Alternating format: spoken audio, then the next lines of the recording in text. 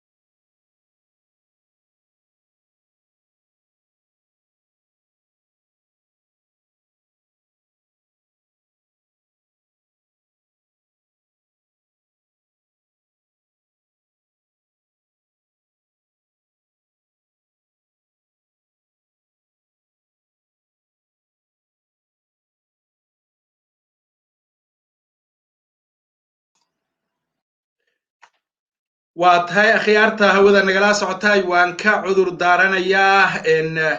قدر كاسير أن هودا كوكلا مغنين وعليكم السلام ورحمة الله تعالى وبركاته سودو هذا سرقال كان يوها الله دولة أن عيدا كأميسوم يوغاندا وحا وشيغي إن أرنتاني باريتان أي كوهيان شكيغا أي قبان ويهي مد gudaha hay'adaha dawladda federaalka ah ee dalka Soomaaliya ka imaanaya ee aysan ahayn kuwa ka imaanaya meelo kale sargaalku waxa uu soo qaatay amaba uu si cad u sheegay waqtiga lagu soo beegay weerarka iyo waliba qaabka weerarku uu u dhacay goobaha lala beegsaday iyo sida uu maaragtay to hawlgalkan ama qorshaha weerarkani uu u ahaa mid ay ka dambeeyaan hay'ado amaba xubno si dhow ula socda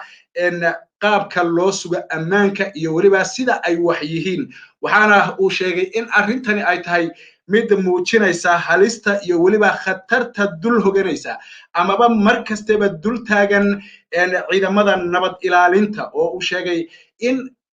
kuwii ay la shaqaynayeen ama hay'adihii ay la shaqaynayeen ay haatan iyagu u arkaan kuwa maaragtay marka ay doonaan inta ay weerara ku soo qaadaan iyaga oo doonaya inay fashiliyaan hawlahooda haddana dhahaya argagixiso ayaa ka dambeysay waxay noqonaysaa markii ugu horreysay ee mas'uul ka tirsan dowladda Uganda ciidamada ka socda ee ku sugan magaalada Muqdisho uu si cad oo aan leex lahayn uu shaki u geliyo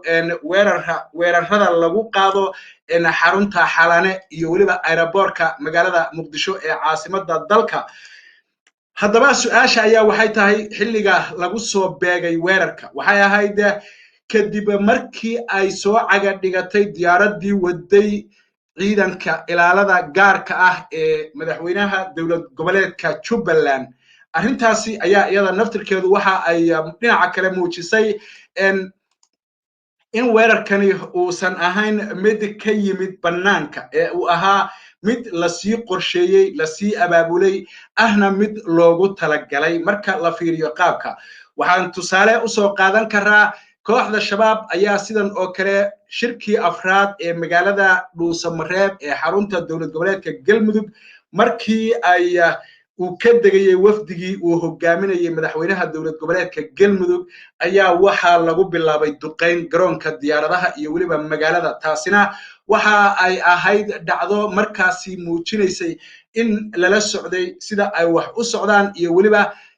imaanshaha madaxweynaha Jubbaland iyo wafdigiisa iyo sidoo kale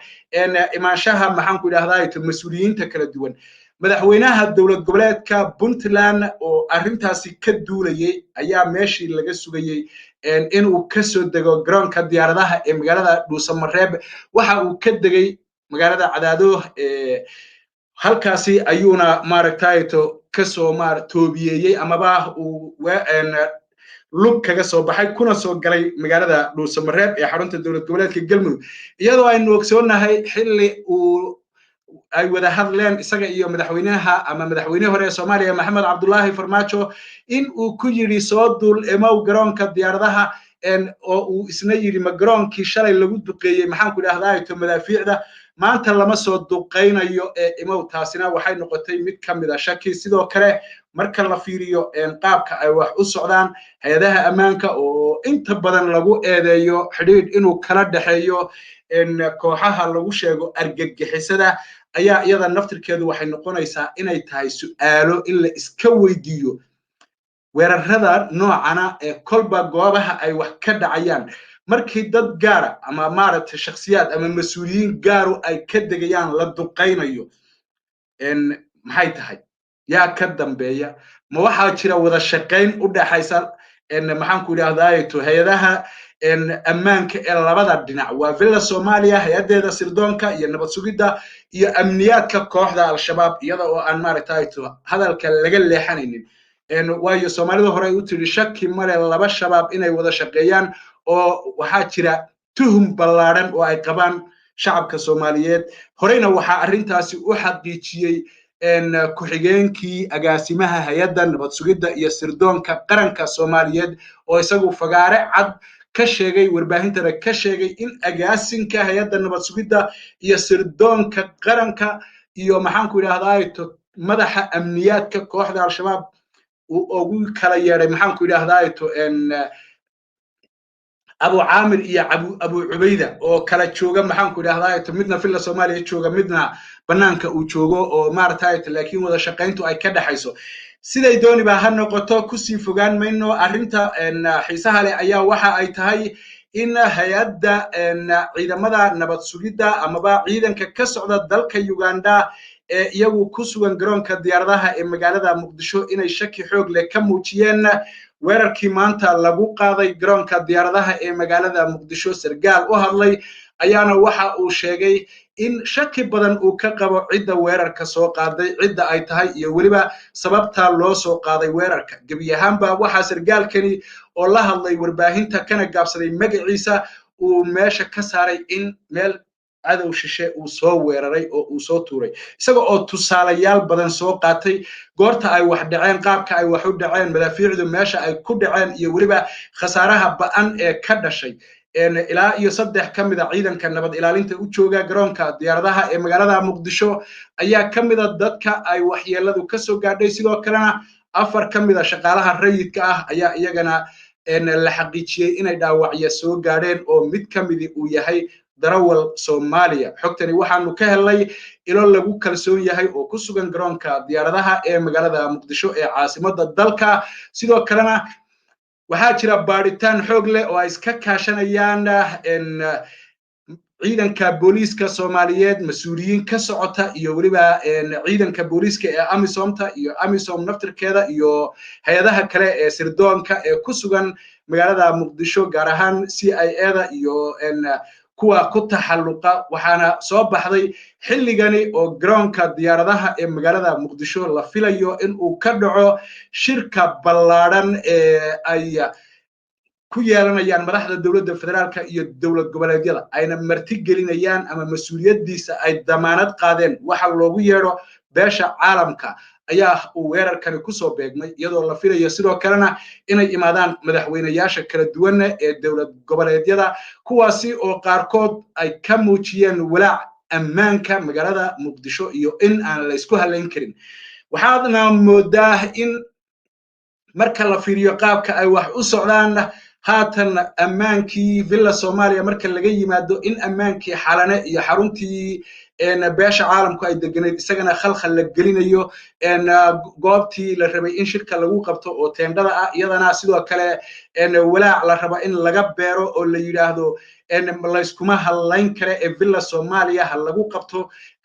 waa arrin maaragtay marka dhinacyo badan laga fiiriyo wajiyo badan yeelanaysa oo qaabab kala duwan maaragtay looga howlgalayo muhiimaduse waxa ay tahay in qolo waliba ay teeda ku adkaysato oo mid waliba ay doonayso iyada rabitaankeeda in ay maaragtay muujiso maamulada Puntland iyo Jubaland waxa hirgalay dalabaadkoodii oo maaragtay la xiriiray in goob ammaan lagu qabto in maxaan ku yiraahdaa villa Soomaaliya aanay maaragtay wax saameyn ku yeelanin shirka in shirku uusan noqonin saxiix ee uu noqdo shir si deeply ama si qoto dheer loogaga doodayo masiirka arrimaha Soomaaliya ee mustaqbalka dhow gaar ahaan doorashada haatan la filayo in ay dhacdo sida ay dooniba ha noqotee villa Soomaaliya iyo waliba hay'adaheeda dhinaca amniga ama khalkhalgelinta dhinaca ammaanka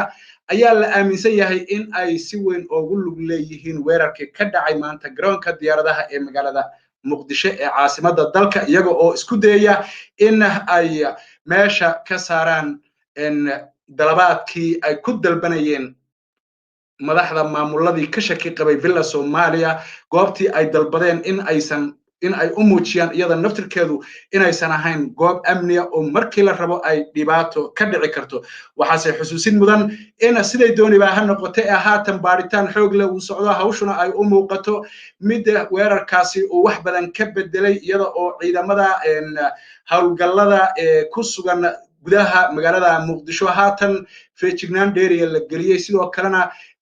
la filayo in arrintu intaasi ay ka sii cuslaato xisaabaad badanna maaragtay ay soo baxaan sida ay dooniba ha noqotee wararka iyo kolba wixii ka soo kordha haddii Allah awood leh uu ogolaado haddii uu Alle subhanahu wa ta'ala ogolaado waxaad kala socon doontaan wixii ka soo kordha warbaahinta madaxa bannaan ee Daljira TV asxaabta sida tooska noogu xidhanna waan ka raali gelinaynaa wax kasta oo khaladaada ama wax kasta oo maaragtay to gaf ah oo naga dhaca